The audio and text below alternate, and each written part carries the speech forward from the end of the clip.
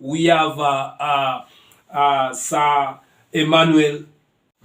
Positions. Yes. So remember, we are talking about 2022 politics, and here in studio we have Sir Emmanuel Waswa. He's a political analyst and is here with us at Romy TV in our studios. And in the middle we have Royal Martin Bozire, and they will be also talking more about this politics, about the BPI, about the 2022 politics, which way to go. And we have started from Sir Alex asking about Moses Kuria was talking today and saying that as Mount Kenya, they have come together and they have agreed that there's nothing they will take lesser than 40%. And the question is, we have 43 tribes. And now here is one tribe demanding for 40%. That means the other remaining 42 tribes, they are remaining with 60%. Now, one of the questions that I could like us also to look at when we talk about the 40% that Moses Kuria is talking about. You see, when the BPI was in the field, they were talking about that the BPI team were looking for positions. Do you see? Yeah. But now they are talking again about 40%. Is it not the position they are talking about? So, I think in my own view is all that they have been discussing about is positions. Is positions. We can't run away from the fact that in this country, Mr. Politician is looking for a position. So politics is always about politics. Positions. And the positions. Yes, because if you want to be an MP, what are you looking for? What are you looking for? You are looking for a position. Is a position of being an MP. If you want to be a president, what are you looking for? A position. A position of being a president. Is it that hypocrisy when the Tanga team, the Huda were talking about that the PPI, they are just going to course and retreats, talking about the positions? I think what is making the all quagmire is about the prime minister and such like position. And let's look at the history. Kenya has come from so far. So you can take an example of what happened in the coalition government. The coalition government, we had a prime minister. Though the prime minister came in the fact that there is a truce in election, but it was there. Every person was satisfied. When we go to Western region, you had Mudavadi being the deputy prime minister. When you go to Mount Kenya, you had Uhuru Kenyatta being the deputy prime minister. Rift Valley, we had William Ruto being given one of the dockets in the government, which are very powerful, is agricultural ministry, and he was given the docket. And other ministries that were awarded to the Rift Valley. I don't agree that it is in good faith that we are eliminating positions. What we can say is simple, that Kenya, many businesses have been failing due to elections. Okay. So the question that BBI was solving is about that. And what happens when we talk about the winner takes it all? Remember, Come is there, hold it there. Thank you. Bwana Martin, what is your take on that? As I said, when 2 or 3 or 5 presidential aspirants join forces, usually they join forces underpinned by the fact that there is an interest. In 2013, when the deputy president and the current president Uhuru Kenyatta, when they came together, they had a reason, and the reason was the fact that they were the ICC, they were Cambo, to sort out the cases that which were the criminality. That was the fundamental reason as to why they came together. They came together, and they came together and actually ran for that for the position. And at the end of the day, they became winners, and they used their position to win those cases. So they came together because of an interest, and the interest was winning the cases. Winning. And they won. So come 2022, we will see these people will be coming together, the likes of Okoa, the likes of Raila and Mount Kenya, the likes of Uhuru and his Hustler movement. They will be joining forces based on interest. Interest of the positions. And the 40% that the Courier talks about was talking about today is one of the interests. But these people fail to underpin the fact that in Kenya we are more than 42 tribes. So when you demand 40%, it means that you are bringing out the fact that there are tribes in Kenya that are special, who act as if they are entitled, and actually they act as if they own Kenya. This country. They own Kenya, because what are you trying to tell us when you come with a proposal that we need 40% of CSS, of appointments, of everything? What happens with other tribes? And I think it's good the Moses Kuria came out today because it has brought out what has been missing. Now, there is their true character. In fact, it's not even character. What has been missing was the fact that there has been a narrative, a false narrative, that the Hustler Nation is all about the common person. The common person. It's about the positions. It's about the positions. Now, Mr. Waswa, you are talking very well about that when they brought this PPI. Yes. They had an agenda of involving every county, every region. What do you mean by saying that? Okay, I think for one reason we have to go to the basics of BBI. How did we come to BBI? And what happened before reaching the BBI? So if we can go back to the history about how we came back to the BBI, I think that is where we can get the fact that the BBI was solving various issues. But before okay, maybe you are speaking something, but BBI by itself, the country had immersed itself into truth about elections. Remember, we had boycott and boycott. So when we talk about what happened is the winner takes it all. And in this case, remember, we had an IEBC which is not trusted. It's not trusted by the opposition to conduct the elections. So there was truth like maybe the stealing of votes was there. And actually we can literally say that maybe it was because we saw the servers, how they were running. And even there is somebody who got 70 million. The other person 63 million. According to how the computer said that maybe there was an error or so.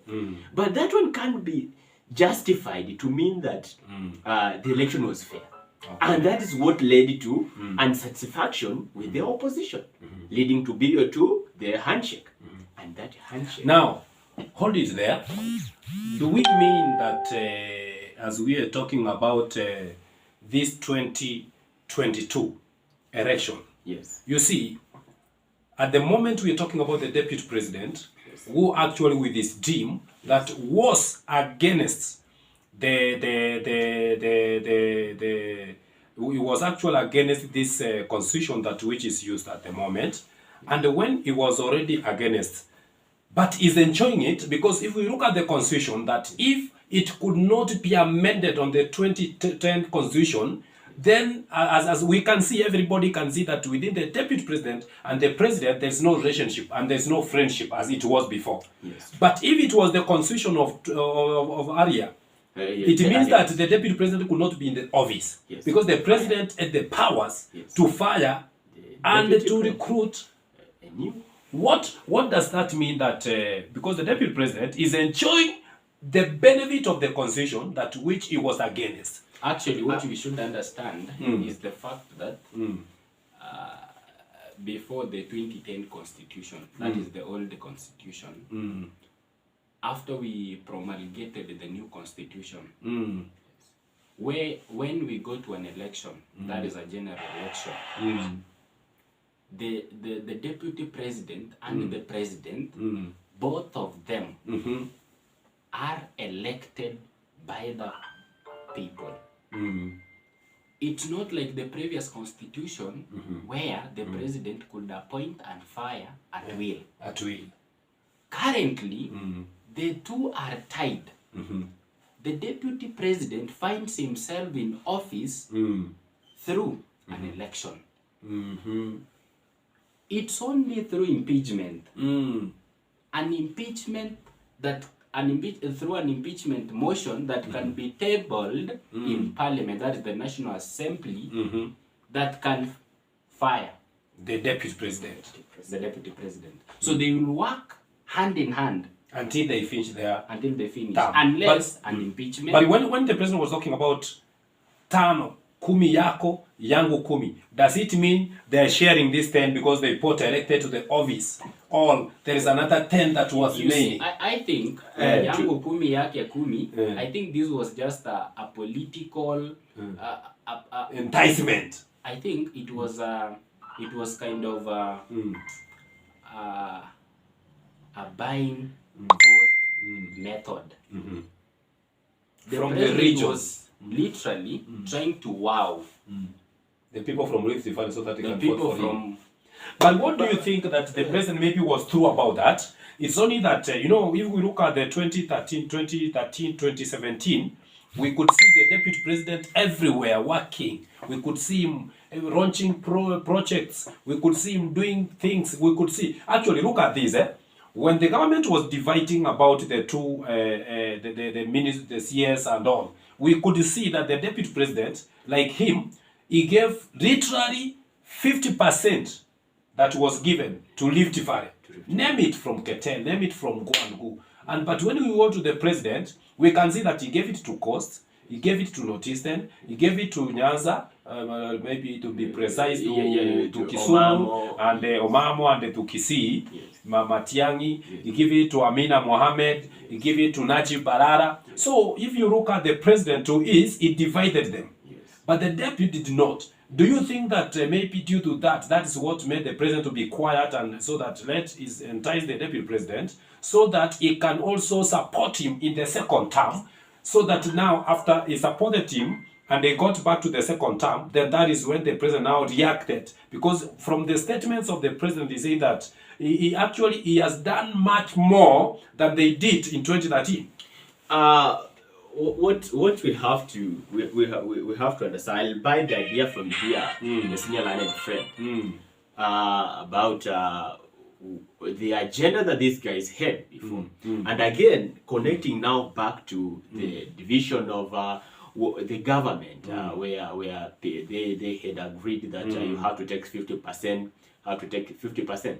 Remember here, 2013 to 2017, I have to be categorical here and say that during that time, Kenya was operating on co-presidentship in such like a philosophy where we didn't even have the deputy president. We had the co-presidents. The co-presidents. Yes, co-presidents, where this one will just decide on behalf of government, and this one also will decide on behalf of government. That's what I can say. But now it came to 2017, where people now were now things were changing. Now the Because president was now president. he wanted to be the president.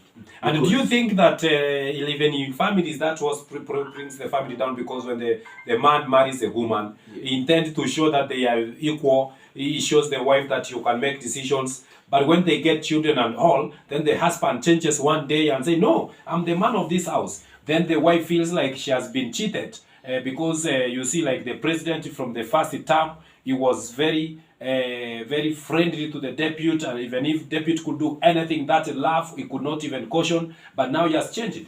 I think that freedom is what the way you are putting it, that freedom is what diluted everything.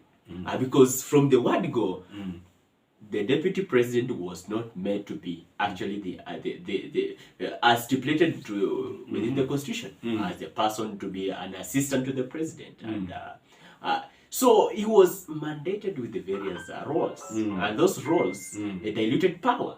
Until to an extent that even somehow you could see that even the deputy is outshining the president.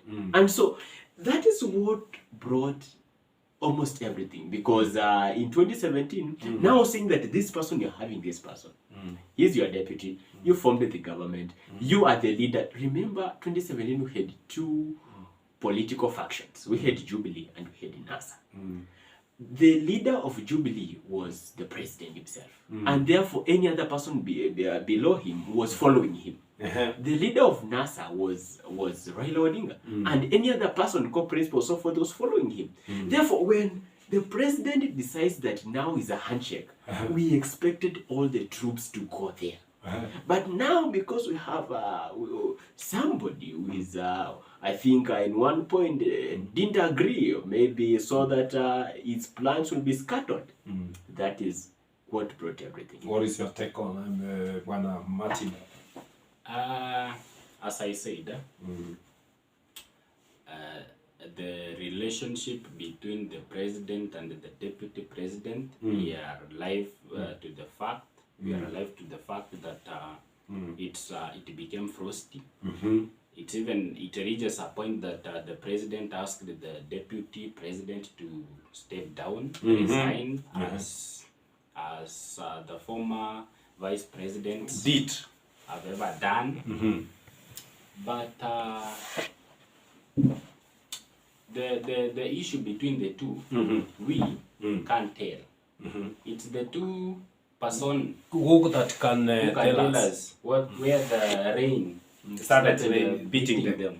But you see now, Bwana Martin, when we look at how they have been running the government, the deputy have been saying, no, we are very good friends with the president, until until the other day that he said that things are not working. Now, that is it that what was this that was making the deputy president that was not able to speak it out? Let me just be very categorical and say that there is something that we call the 48 laws of power. 48 laws of power. One of the laws, and there is an old adage that says you cannot plan to inherit your father when he is still alive. Now, the deputy president, being a political something, his plans to inherit. While the president is in the seat. To inherit the president became his sole purpose in government. And we remember during the launching of the outlawed BBI, the president said that the race was like was it a relay? Yeah. But the deputy president didn't wait for his turn to be given the baton. Exactly. The president. If you realize that